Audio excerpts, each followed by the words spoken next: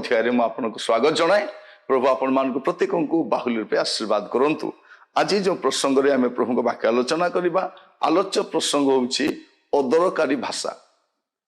अदरकारी भाषा आम प्रत्येकंकर भाषा अछि आ से भाषा मध्य अनेक अदरकारी शब्द गुड़ाक अच्छी जोटा आम व्यवहार न कले भी चलो।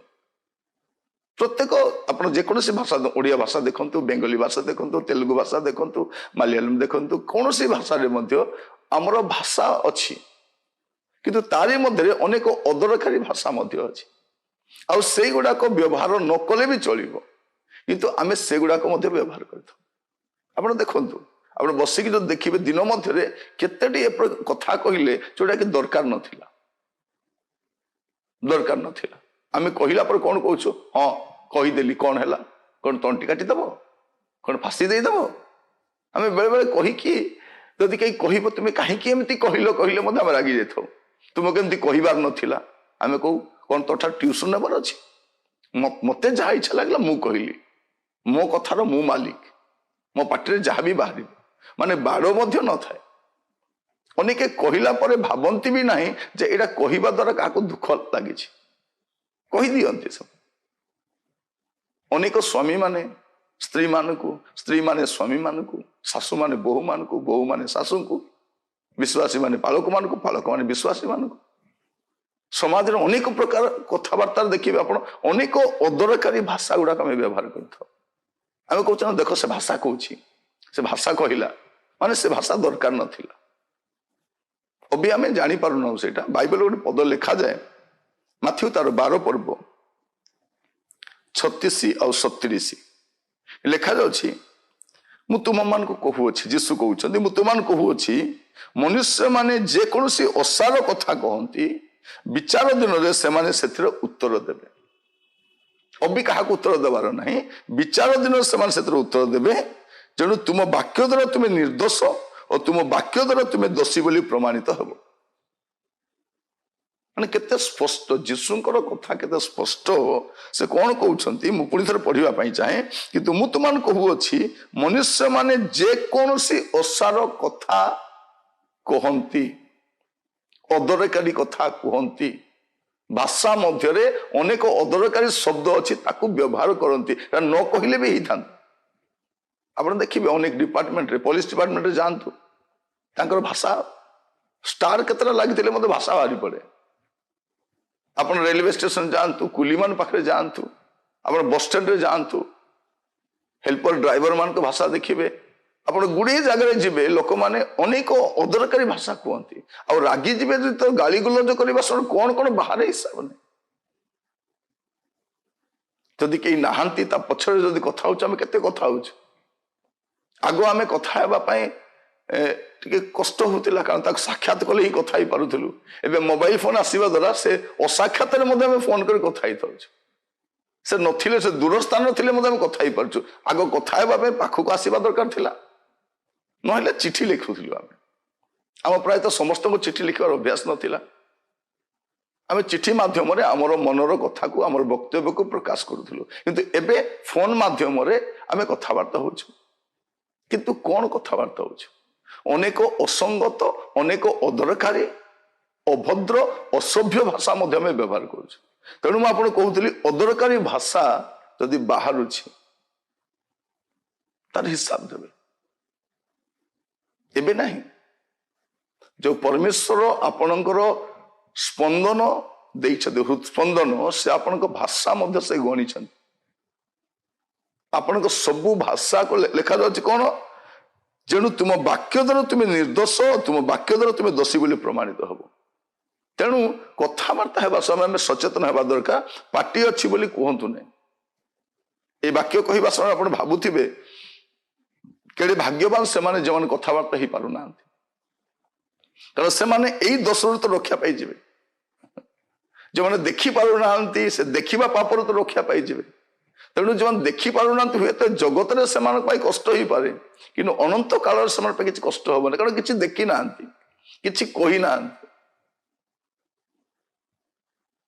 अनेक को किसी न कहले हजम हुए नहीं चुगली करवा परचर्चा करवा ଅଭଦ୍ର କଥା କହିବା, ସେମାନେ ମଜା ନଉଥାନ୍ତି କହିକି। ଆପଣ ଦେଖିବେ ଅନେକ ସ୍ଥାନ ଲୋକ କଥାବାର୍ତ୍ତା ହଉଥାନ୍ତି, ଆଉ ସେ କଥା ଛଳରେ କେତେ କଣ ଅସଭ୍ୟ କଥା କହି ପକାନ୍ତି। ଭାଷାର ମର୍ଯ୍ୟାଦା ଅଛି, ଭାଷାର ମାନ ଅଛି, ଆପଣଙ୍କ ବି ମର୍ଯ୍ୟାଦା ଅଛି। ଦେଖିବେ ଅନେକ ବଡ ବଡ ଲୋକମାନେ ଏମିତି କଥାବାର୍ତ୍ତା ହୁଅନ୍ତି, ବେଳେ ବେଳେ ଆଶ୍ଚର୍ଯ୍ୟ ଲାଗେ କେମିତି କଥା ହେଇପାରୁଛନ୍ତି ଏମାନେ। ଏମାନେ ଶିକ୍ଷିତ, ଅନେକ ଡିଗ୍ରୀଧାରୀ ମାନେ କେମିତି ଏମିତି କଥା ହଉଛନ୍ତି। ଅଦରକାରୀ ଭାଷା ଆମେ ଯାହା ବ୍ୟବହାର କରୁଛୁ ତାର ହିସାବ ଦେବା ପାଇଁ ପଡିବ। ତେଣୁ ମଣ୍ଡଳୀର ବିଶ୍ୱାସୀ ମାନଙ୍କୁ ଲେଖିବା ସମୟରେ ଏଫିସିୟ ମଣ୍ଡଳୀକୁ ସାଧୁ ପାଉଲ କଣ କହୁଛନ୍ତି, ଏଫିସିୟ 5 ପର୍ବ ତାର 4 ପଦ ସେ କଣ କହୁଛନ୍ତି, ପୁଣି ଯାହା ଯାହା ଅନୁପଯୁକ୍ତ ଏପରି କୁଶ୍ଚିତ ବ୍ୟବହାର ବା ଅସାର କଥା ବା ହାସ୍ୟ ପରିହାସ ତୁମମାନଙ୍କ ମଧ୍ୟରେ ନ ହେଉ, ବରଂ ଧନ୍ୟବାଦ ଦିଆଯାଉ। ମାନେ କଣ ହେବା କଥା ନୁହଁ, ଅସାର କଥା, ହାସ୍ୟ ପରିହାସ ମାନେ ଥଟ୍ଟା ମଜା କରିବା, ସେଇଟା ମଧ୍ୟ ହେବା କଥା ନୁହଁ।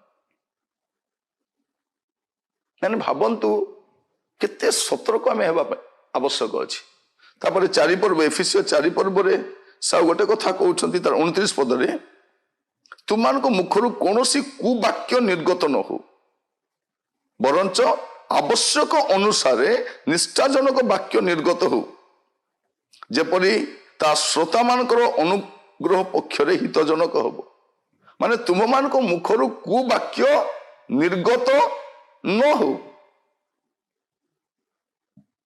ଅଦରକାରୀ ଭାଷାରୁ ସାବଧାନ ହେବା।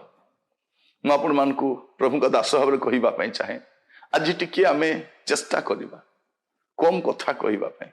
କାରଣ ଯଦି ଅଧିକ କଥା କହିବା, ଅଧିକ ବିଚାରିତ ହେବା। ଆଉ ରାଗିବା ସମୟରେ ଆମେ କଣ କହୁ ଆମେ ବି ଜାଣିନଥାଉ, ଆମେ ଜାଣିନଥାଉ। ଆଉ ରାଗିବା ସମୟରେ କହିନଥିବା କଥା ହିଁ ଭଲ କଥା।